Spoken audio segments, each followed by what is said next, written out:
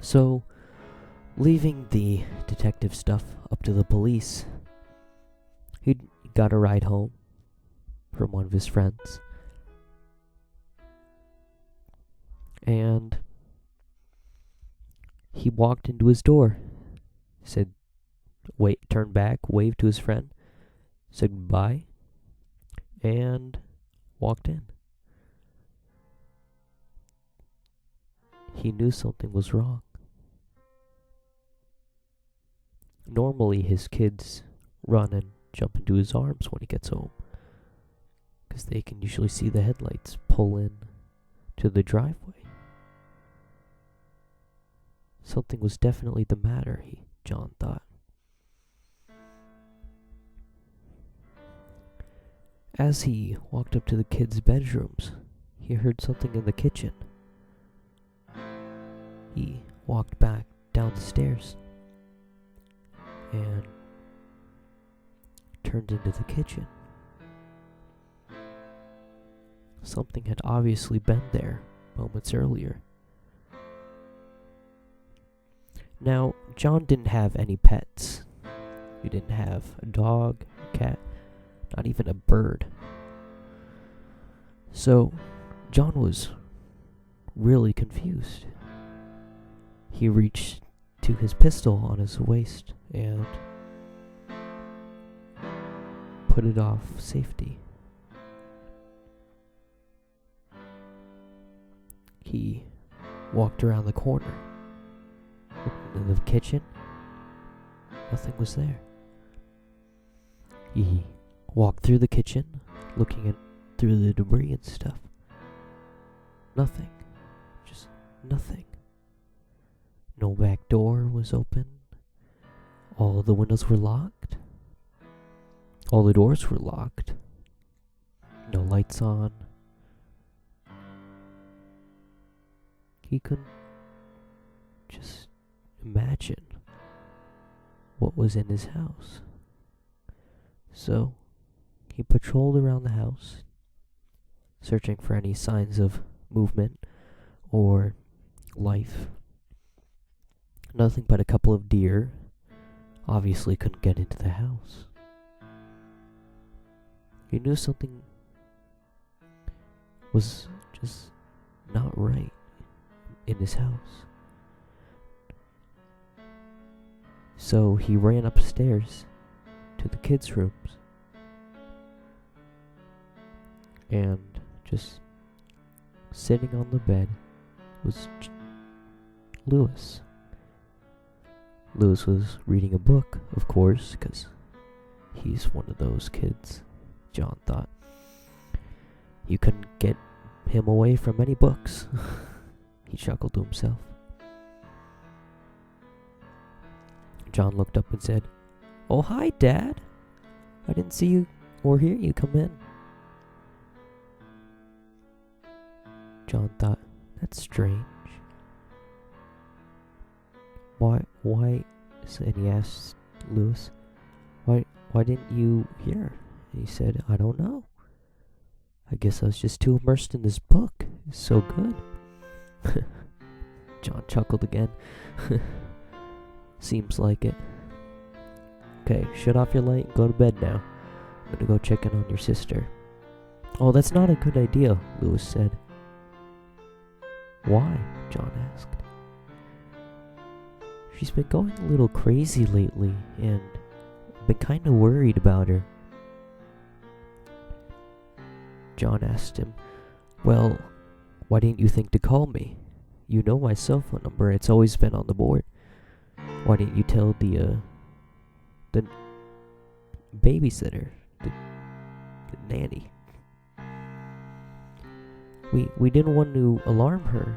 It's just she's been acting really weird lately, like psycho weird. Okay, I'll go check on her, John said. So we shut off his light, kissed Lewis on the forehead, told him goodnight, closed the door. He walked across the hall to Iris's room. Now, Iris wasn't a name that he had chosen for his daughter because it was the older of the two, so he let the mother decide before she died.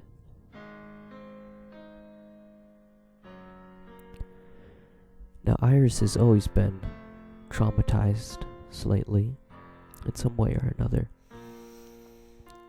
because she can't remember what happened on that day, but everyone else does. So, with caution, John opened up the door to her room.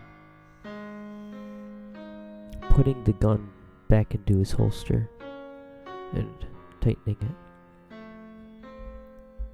he peeked inside the door. He said, "Iris, honey, you okay?" Iris was just looking out her window, staring. He said, Iris, are you okay?"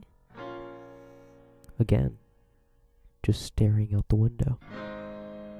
Iris, honey, it's time for you to go to bed," John replied one last time.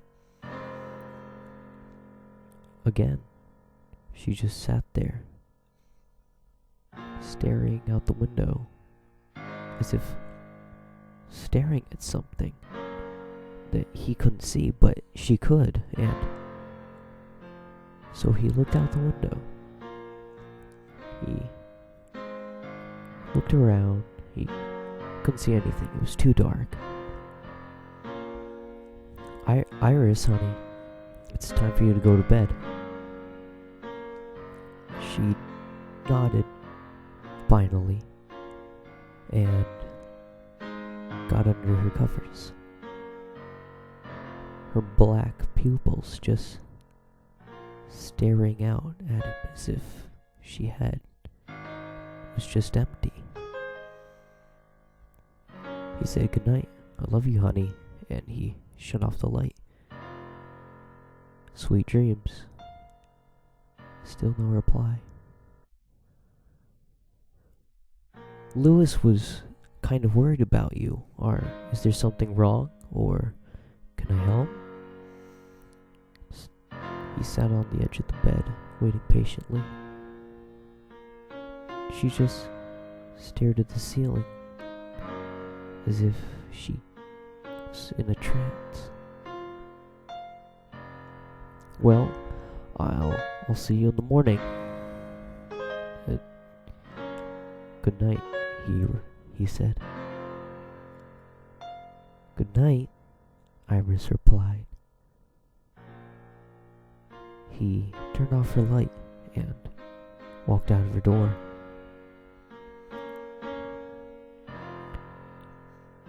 "I love you," he said. "Good night, Daddy," she replied again. He closed the door, slowly but surely. He went to his room, closed the door, took a quick shower, made himself something to eat, got ready for bed, and